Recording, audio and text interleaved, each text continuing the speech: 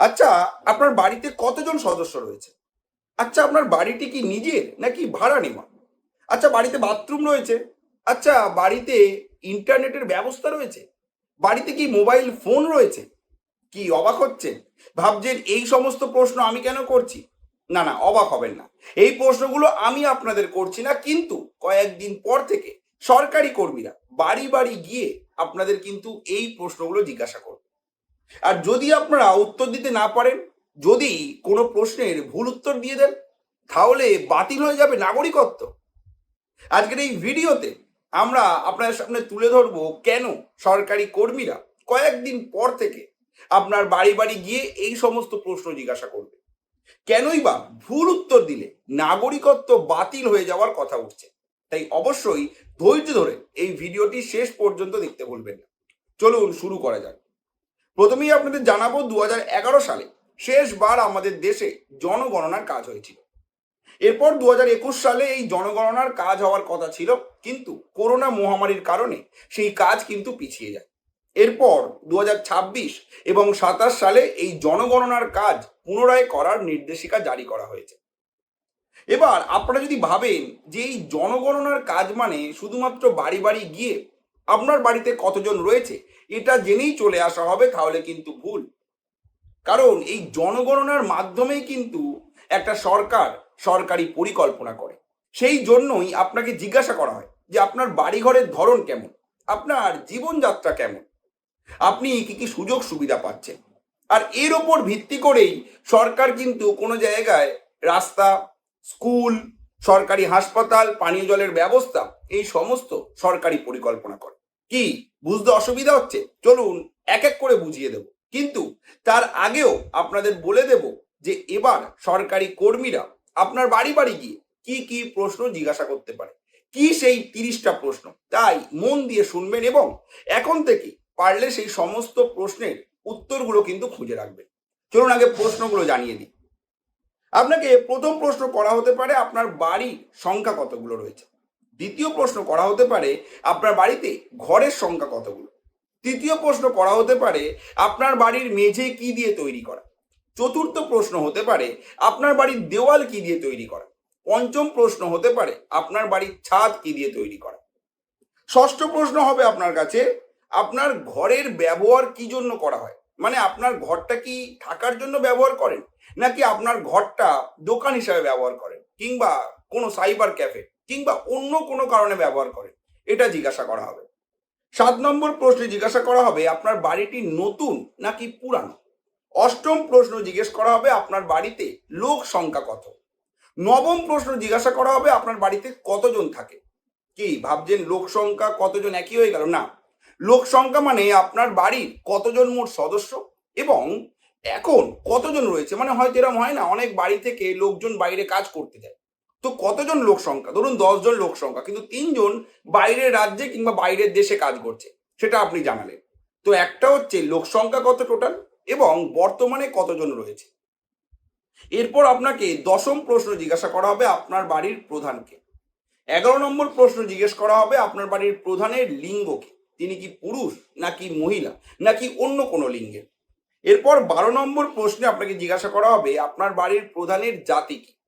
13 নম্বর প্রশ্নে জিজ্ঞাসা করা হবে আপনার বাড়িটি নিজের নাকি ভাড়া নেওয়া। 14 নম্বর প্রশ্নে জিজ্ঞাসা করা হবে আপনার বাড়িতে কতগুলো থাকার ঘর রয়েছে। 15 নম্বর প্রশ্নে জিজ্ঞাসা করা হবে আপনাদের বাড়ি কতজন বিবাহিত এবং কতজন বিবাহিত নয়। 16 নম্বর প্রশ্ন হবে আপনার বাড়ির জলের উৎস কি। 17 নম্বর প্রশ্ন হবে আপনার বাড়ির বিদ্যুতের উৎস কি। 18 নম্বর প্রশ্ন হবে আপনার বাড়িতে কি বাথরুম রয়েছে। 19 নম্বর প্রশ্ন হবে সেই বাথরুমের ধরন কি।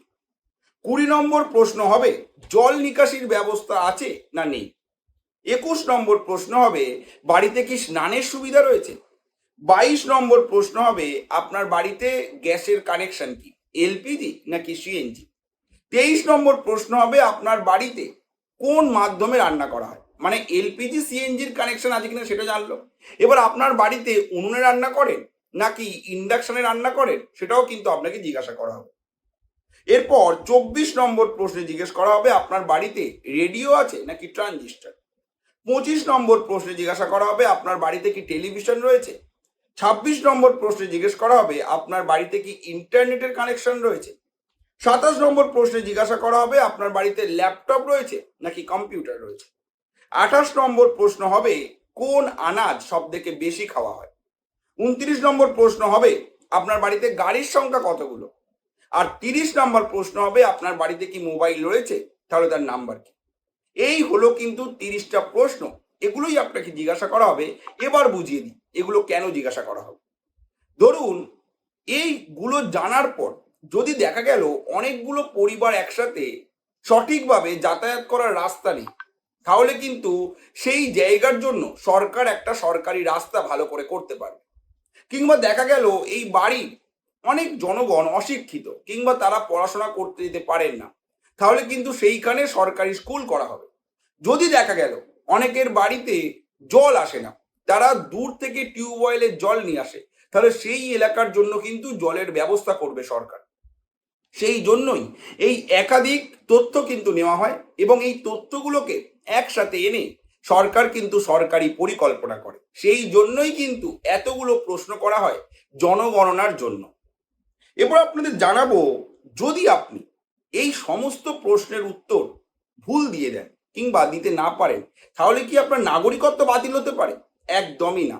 কারণ একটা কথা মাথায় রাখবেন, এটা কিন্তু নাগরিকত্ব যাচাইয়ের কোনো প্রক্রিয়া নয়, এটা জনগণনার প্রক্রিয়া। তাই নাগরিকত্ব বাতিলের সাথে জনগণনার কোনো সম্পর্ক নেই। আর তাই এখানে যদি কোনো প্রশ্ন উত্তর ভুল হয় কিংবা আপনি কোনো উত্তর দিতে না পারেন, তাহলে কিন্তু আপনার নাগরিকত্ব বাতিল হবে না। এটা কিন্তু তথ্য সংগ্রহ, নাগরিকত্ব যাচাই নয়। নাগরিকত্ব যাচাই হয় এনআরসি দিয়ে। এবার আপনাদের জানাবো, যদি কেউ প্রশ্নের উত্তর ভুল দেন কিংবা না দিতে পারেন, তাহলে কি হবে? তাহলে কিছুই হবে না। সেই জায়গাগুলো আপনার ব্ল্যাঙ্ক রাখবেন সরকারি কর্মীরা, তবে আপনার নাগরিকত্ব যাবে না। তবে যদি কেউ ইচ্ছা করে ভুল উত্তর দেন কিংবা যদি কেউ ইচ্ছা করে সঠিক তথ্য না দেন, তাহলে কিন্তু সেক্ষেত্রে আপনার শাস্তি হতে পারে এবং জরিমানা হতে পারে। এটা কিন্তু মাথায় রাখবেন। আমরা বলবো, আমাদের তরফ থেকে আপনাদের কাছে অনুরোধ থাকবে যে তাই সরকারি পরিকল্পনার জন্য, সরকারের সুবিধার জন্য, দেশের উন্নতির জন্য সরকারের সাথে সহযোগিতা করুন এবং সমস্ত তথ্য সঠিকভাবে সরকারকে দিন। কারণ একটা কথা মাথায় রাখবেন, আপনার এই সমস্ত তথ্য কিন্তু একদম নিরাপদে রয়েছে। তাই আপনার কি মনে হয়, এই 30টা প্রশ্ন কিংবা যদি এর থেকে কোনো বেশি প্রশ্ন হয়, এগুলো কি সরকার নিয়ে সঠিকভাবে কাজে লাগাতে পারবে, নাকি এতগুলো প্রশ্নের উত্তর নেওয়া ঠিক নয়? জানাতে ভুলবেন না আপনাদের মতামত কমেন্ট করে। আর যদি আপনারা এমনই ভিডিও প্রতিদিন আমাদের চ্যানেলে চান, তাহলে কিন্তু অবশ্যই ফলো এবং সাবস্ক্রাইব করতে হবে আমাদের এই চ্যানেলটিকে। ধন্যবাদ।